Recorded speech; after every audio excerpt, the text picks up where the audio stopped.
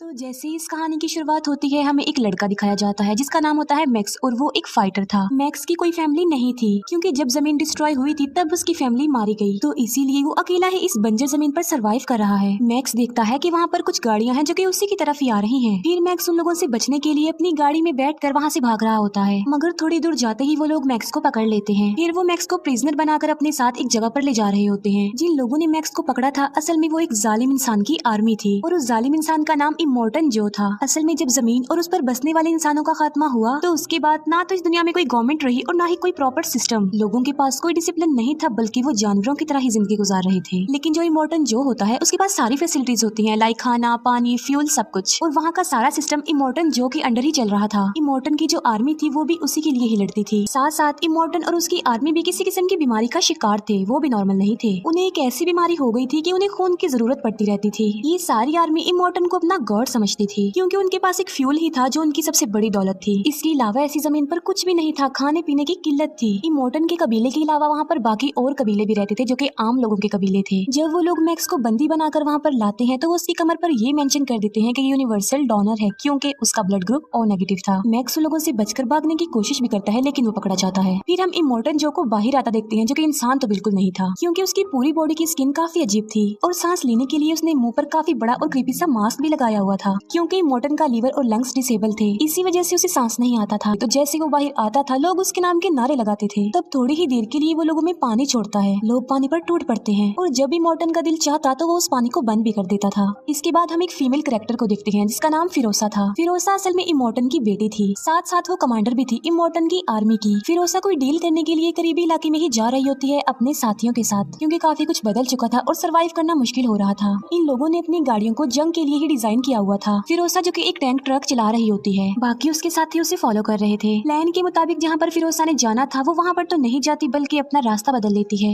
इमोर्टन देख लेता है कि फिरोसा अपना रास्ता बदल चुकी है, उसे अपनी बेटी फिरोसा पर डाउट होने लगता है, इसीलिए वो एक चेंबर में जाता है। वहाँ जमीन पर लिखा होता है कि तुम्हारे बच्चे वॉर लीडर नहीं बनेंगे। दरअसल इमोर्टन की 4 वाइफ्स थी क्योंकि इमोर्टन अपनी नस्ल बढ़ाना चाहता था और उन्हें फाइटर बनाना चाहता था, लेकिन फिरोसा इमोर्टन की वाइफ्स को भी अपने साथ कहीं पर ले जा रही होती है। इसके बाद इमोर्टन अपनी आर्मी को एक्टिवेट कर देता है क्योंकि इमोर्टन को रियलाइज हो चुका था कि फिरोसा बगावत पर उतर आई है।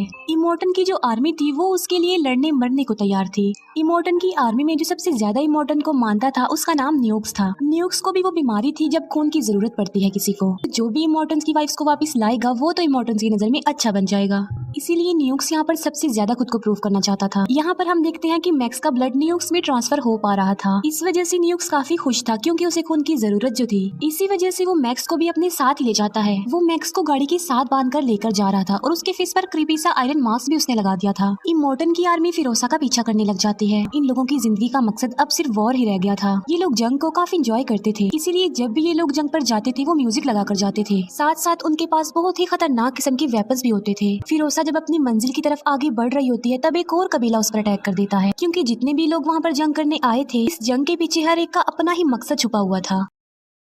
इमोर्टन अपनी वाइफ्स के लिए फिरोसा से जंग करना चाहता था और वो कबीला उस टैंक के लिए जो कि फिरोसा के ट्रक पर लगा हुआ था क्योंकि उसमें पेट्रोल जो था जो उन लोगों की दौलत समझा जाता था। न्यूक्स अपनी गाड़ी को काफी तेज चलाता है और देखते ही देखते वो फिरोसा के करीब भी पहुंच जाता है, लेकिन फिरोसा उसकी गाड़ी को हिट कर देती है। तभी डस्ट का एक बहुत बड़ा तूफान आ जाता है जो कि उन लोगों की तरफ ही बढ़ रहा था। न्यूक्स जो कि फिरोसा के ट्रक के इतना करीब आ चुका था क्योंकि फिरोसा को वो हर हाल में पकड़ना चाहता था। इवन वो सुसाइड बॉम्बर का यूज करने का भी सोचता है ताकि वहाँ पर ब्लास्ट हो और फिरोसा का ट्रक रुक जाए। ये लोग डस्ट के तूफान में ही आगे बढ़ जाते हैं। मैक्स को पता था कि ब्लास्ट की वजह से वो भी मारा जाएगा, इसीलिए वो न्यूक्स को ऐसा करने से मना करता है। तभी देखते ही देखते न्यूक्स की गाड़ी क्रैश हो जाती है। इसके बाद हम तूफान थम जाने के बाद का सीन देखते हैं कि मैक्स को होश आ गया है, लेकिन स्टिल उसके फेस पर वो आयरन मास्क लगा हुआ था, साथ साथ वो न्यूक्स से भी बंधा हुआ था। वो न्यूक्स को उठाता है और आगे बढ़ जाता है। वहीं पर मैक्स को फिरोसा का टैंक ट्रक खड़ा हुआ दिखाई देता है और वो उसी के पास जाता है। वहाँ पर वो इमोर्टन की वाइफ्स को देखता है। इमोर्टन की एक वाइफ प्रेग्नेंट होती है। मैक्स उन लोगों पर बंदूक तान देता है और उन्हें प्रिजनर बना लेता है। मैक्स सबसे पहले उनसे पानी की डिमांड करता है और वो लड़कियां उसे पानी वाला पाइप दे देती हैं। इसके बाद जिस चेन से मैक्स बंधा हुआ था वो उसे काटने के लिए उनसे कटर भी मांगता है। इमोर्टन की एक वाइफ मैक्स की हेल्प करती है। वो उस चेन को काटने की कोशिश करती है लेकिन उससे कुछ नहीं हो पाता। फिरोसा देखती है कि इमोर्टन ने आसपास के लोगों को भी अपने साथ मिला लिया है और वो उसी की तरफ ही बढ़ रहा है। अब क्योंकि फिरोसा के पास टाइम नहीं था, वो यहाँ से निकलना चाहती थी, इसीलिए वो मैक्स पर अटैक कर देती है। मैक्स फिरोसा से मुकाबला करता है, उसे काफी मारता है। इसी दौरान न्यूक्स को होश आ जाती है और वो भी फिरोसा पर अटैक कर देता है। न्यूक्स मैक्स की हेल्प करती करते हुए एक कटर से उसकी चेन काट देता है। मैक्स फिरोसा का टैंक ट्रक लेकर वहाँ से भागने की कोशिश करता है, लेकिन थोड़ी दूर ही जाते ही वो टैंक ट्रक रुक जाता है और वो स्टार्ट ही नहीं हो रहा था। असल में फिरोसा ने अपने टैंक ट्रक में एक कोड लगाया हुआ था और उस कोड को हर थोड़ी देर बाद एक्टिवेट करने की जरूरत होती थी और तभी वो ट्रक चलता था और वो कोड सिर्फ और सिर्फ फिरोसा को पता था। इसीलिए वो सब लोग टैंक ट्रक की तरफ भागते हैं और मैक्स को ये सारी बात बता देते हैं। यहाँ पर मैक्स कहता है कि मैं सिर्फ फिरोसा को ही अपने साथ लेकर जाऊंगा क्योंकि इमोर्टन अपनी वाइफ्स की वजह से उनका पीछा कर रहा है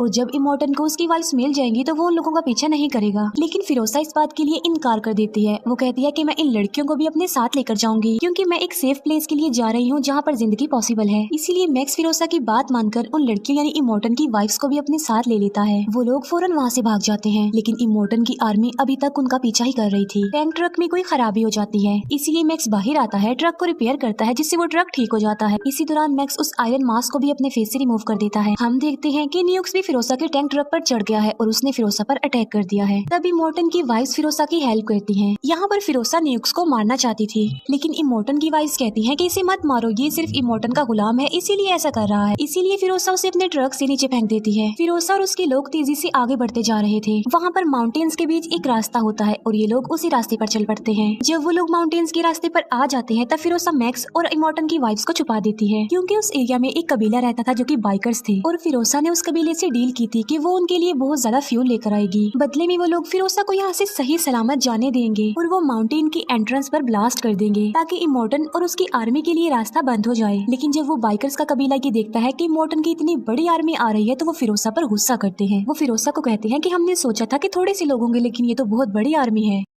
अब फिरोसा को अपनी डील यहाँ पर खतरे में पड़ती हुई नजर आ रही थी, इसीलिए वो मैक्स को पहले ही सब कुछ बता चुकी थी कि आगे क्या करना है और उसने मैक्स को वो सीक्रेट कोड भी बता दिया था। जब फिरोसा को खतरा महसूस होता है तो वो मैक्स को इशारा करती है कि वो वहाँ से भाग जाए। मैक्स बिल्कुल ऐसा ही करता है। वो टैंक ट्रक को लेकर वहाँ से भाग रहा होता है। जो बाइकर्स का कबीला होता है वो भी वहाँ पर ब्लास्ट कर रहे होते हैं क्योंकि उन्हें अंदाजा हो चुका था कि इमोर्टन और उसके साथी एंटर होने वाले हैं उनके एरिया में। फिरोसा अपने टैंक ट्रक पर चढ़ने की कोशिश करती है, लेकिन एक बाइकर उस पर अटैक कर देता है, लेकिन फिर भी किसी तरह फिरोसा बच जाती है। अब इमोर्टन के लिए तो रास्ता ब्लॉक चुका था, लेकिन ये लोग अपनी मंजिल की तरफ आगे बढ़ रहे थे। लेकिन वो बाइकर्स फिरोसा का पीछा करते हैं क्योंकि उन्हें पता चल चुका था कि फिरोसा के साथ कोई और भी है, जबकि फिरोसा ने कहा था कि सिर्फ वो ही अकेली यहाँ से बचकर जाएगी। इमोर्टन और उसकी आर्मी बंद रास्ते से ही आगे बढ़ने की कोशिश कर रही है। वहीं पर इमोर्टन न्यूक्स को देख लेता है और वो उससे भी अपने साथ शामिल कर लेता है, जबकि वो बाइकर्स फिरोसा और उसके साथियों का पीछा कर रहे थे उन्हें पकड़ने के लिए। वो बाइकर्स टैंक ट्रक में आग लगाने की कोशिश करते हैं, लेकिन फिरोसा और मैक्स उनका काफी मुकाबला करते हैं। इमोर्टन टैंक ट्रक के पास आकर फिरोसा को शूट करने वाला होता है, तभी वो प्रेग्नेंट लेडी इमोर्टन के सामने आ जाती है। अब क्योंकि वो इमोर्टन की बच्चे की माँ थी इसीलिए इमोर्टन उसे कुछ नहीं कहता, उसे छोड़ देता है। अब न्यूक्स क्योंकि इमोर्टन के साथ था इसीलिए वो फिरोसा के टैंक ट्रक पर चढ़ने की कोशिश करता है। अब न्यूक्स के हाथ पर एक चेन लगी हुई थी जिसकी वजह से वो एक जगह पर अटक जाता है और उसके हाथ में एक गन भी थी, वो भी गिर जाती है।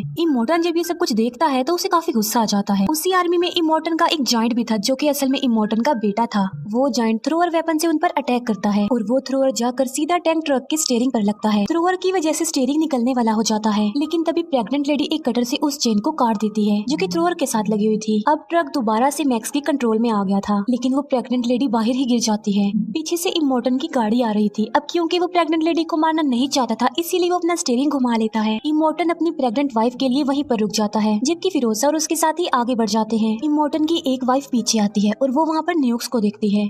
न्यूक्स जो कि काफी अपसेट था और मायूस भी था कि उसने कुछ भी नहीं किया, लेकिन इमोर्टन की वाइफ न्यूक्स को रिलैक्स करती है जिसकी वजह से न्यूक्स को काफी अच्छा फील होता है। अब न्यूक्स डिसाइड कर लेता है कि वो इन लड़कियों यानी इमोर्टन की वाइफ्स की हेल्प करेगा। रात को फिरोसा मैक्स को अपने मकसद के बारे में बताती है। फिरोसा मैक्स को बताती है कि जब मैं छोटी सी थी तो मैं एक ग्रीन एरिया में रहती थी। वो बताती है कि उस जगह पर ग्रीनरी थी, इसी वजह से उसका नाम ग्रीन एरिया था और वो वहाँ पर अपनी फैमिली के साथ रहती थी। लेकिन तभी वहाँ पर इमोर्टन ने अटैक कर दिया और वो फिरोसा को अपनी बेटी बनाकर अडॉप्ट करके अपने साथ ले आया। वो कहती है कि मैं वापस अपनी फैमिली के पास जाना चाहती हूँ ताकि मैं भी एक इंसानों वाली जिंदगी जीऊँ, क्योंकि यहाँ पर तो लोग किसी जानवर से कम जिंदगी नहीं गुजार रहे थे। फिर वो लोग ऐसी जमीन से गुजरते हैं जहाँ पर दलदल था, यानी वो सारी जमीन दलदल ही थी और वहाँ पर उनका टैंक ट्रक फंस जाता है। दूसरी तरफ इमोर्टन की आर्मी अभी भी इन लोगों का पीछा ही कर रही थी। इमोर्टन की प्रेग्नेंट बीवी मर चुकी थी। इमोर्टन का एक साथी चेक करता है तो वो देखता है कि इमोर्टन का बच्चा भी मर चुका है। अपने बच्चे को खो देने की वजह से काफी गुस्से में आ जाता है। इमोर्टन अपने जॉइंट बेटे से कहता है कि तुम्हारा एक भाई था जो कि मर गया। अब वो जॉइंट बेटा वहाँ पर चिल्ला चिल्ला कर सबको ये बता रहा होता है कि मेरा एक भाई था, अब वो मर चुका है। दूसरी तरफ टैंक ट्रक अभी तक दलदल में फंसा हुआ था और वो लोग उसे निकालने निकालने की कोशिश भी कर रहे थे, लेकिन वो कामयाब नहीं हो पाते। वहाँ पर एक सूखा हुआ ट्री भी था और न्यूक्स कहता है क्या पता हम इसकी मदद से अपने ट्रक को निकाल सके।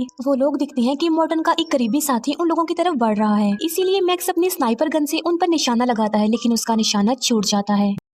फिर उन पर फिरोसा निशाना लगाती है, जिसकी वजह से इमोर्टन के साथी की दोनों आंखें डैमेज हो जाती हैं और वो ब्लाइंड हो जाता है। लेकिन इमोर्टन का वो साथी फिर भी नहीं रुकता और फायरिंग करते हुए उनकी तरफ बढ़ रहा होता है। वो लोग टैंक ट्रक को दलदल से निकालने की काफी कोशिश करते हैं और इसमें कामयाब भी हो जाते हैं। उनका टैंक ट्रक दलदल से निकल जाता है और वो आगे बढ़ जाते हैं। फिर ये लोग एक ऐसी जगह पर पहुंच जाते हैं जहाँ पर एक टावर था और वहाँ पर एक लेडी हेल्प के लिए चिल्ला रही थी। मैक्स समझ जाता है कि ये उन लोगों के लिए बिछाया गया एक ट्रैप है, लेकिन इसके बावजूद भी फिरोसा बाहर जाती है। तभी वहाँ पर कुछ बाइकर्स भी आ जाते हैं और अब हम ये जान पाते हैं कि जो लेडी टावर के साथ हेल्प मांग रही थी वो असल में फिरोसा की मदर थी। वहाँ पर एक बूढ़ी औरत भी थी जिसके पास कुछ बीज थे। ये बीज दुनिया के आखिरी बीज थे जो कि वेजिटेबल्स और फ्रूट्स के बीज थे, लेकिन उनके पास कोई ऐसी जमीन नहीं थी जहाँ पर वो इन बीजों को उगा सके। फिरोसा यहाँ पर बहुत उम्मीद लेकर आई थी कि यहाँ पर ग्रीनरी एरिया होगा, लेकिन जब फिरोसा देखती है कि यहाँ की जमीन भी बंजर हो गई है तो वो काफी डिसहार्ट होती है। वो काफी दुखी हो जाती है, चिल्लाती है और रोती है। फिरोसा की मदर उसे बताती है कि जिस दलदल एरिया से तुम आए हो असल में वही जमीन थी जहाँ पर हमने बीज उगाने थे, लेकिन वो जमीन भी अब बंजर हो गई है जो पहले ग्रीनरी एरिया था। ऐसा इसलिए हुआ क्योंकि रेडिएशन के साइड इफेक्ट्स की वजह से पूरी जमीन बंजर हो गई है और मर चुकी है। रात को ये लोग डिसाइड करते हैं कि वो इन बीजों और उन फीमेल्स को लेकर एक ऐसी जगह पर जाएंगे जहाँ पर जिंदगी पॉसिबल हो, यानी वहाँ पर ग्रीनरी हो। अब क्योंकि उन लोगों के पास कोई ऑप्शन नहीं था तो वो इस बात के लिए एग्री हो जाते हैं। मैक्स यहाँ पर फिरोसा को गुड बाय कहता है क्योंकि अब वो अपने सफर की तरफ जाने लगा था। नेक्स्ट मॉर्निंग वो लोग मैक्स को एक बाइक देते हैं और खुद भी बाइक्स पर बैठकर वहाँ से निकल जाते हैं। लेकिन फिर मैक्स को उसकी फैमिली के विजन्स आने लगते हैं जो ये कहना चाह रहे थे कि फिरोसा और उनके लोगों की हेल्प करो। तभी मैक्स का इरादा चेंज हो जाता है और वो बाइक पर बैठकर उन लोगों के पास आ जाता है। मैक्स फिरोसा को समझाता है कि अगर तुम नई जिंदगी का स्टार्ट लेना चाहती हो, ग्रीनरी एरिया को ढूंढ रही हो, तो तुम वापस उसी जगह पर चली जाओ जहाँ से तुम आई हो। लेकिन वहाँ पर तो इन लोगों को इमोर्टन की वजह से खतरा था, लेकिन फिर भी फिरोसा मैक्स की बातों पर यकीन करके इस बात के लिए एग्री हो जाती है। वो वापस उसी रास्ते पर चल देती है जहाँ से वो आई थी, यानी इमोर्टन के एरिया से। इमोर्टन को जब ये बात पता चलती है कि फिरोसा और वो लोग वापस जा रहे हैं तो वो एक बार फिर से उनका पीछा करने लग जाता है। फिर यहाँ इन लोगों के दरमियान जंग छिड़ जाती है। मैक्स इमोर्टन को मारने की कोशिश करता है। वो बूढ़ी औरत मारी जाती है जिसके पास बीज थे। फिर फिरोसा इमोर्टन के फेस पर लगा हुआ वो मास्क ही खींच लेती है। अब क्योंकि इमोर्टन का वो मास्क उसके फेस के साथ ही जुड़ा हुआ था, जिसकी वजह से उसका चेहरा और ज्यादा भयानक हो जाता है। मौके पर ही इमोर्टन की मौत हो जाती है। फिर यहाँ पर न्यूक्स खुद को सेक्रीफाइस कर देता है। वो अपनी गाड़ी को ही ब्लास्ट कर लेता है। इसी बीच फिरोसा भी काफी इंजर्ड हो जाती है, लेकिन वो अपने एरिया तक अब पहुंच चुकी थी।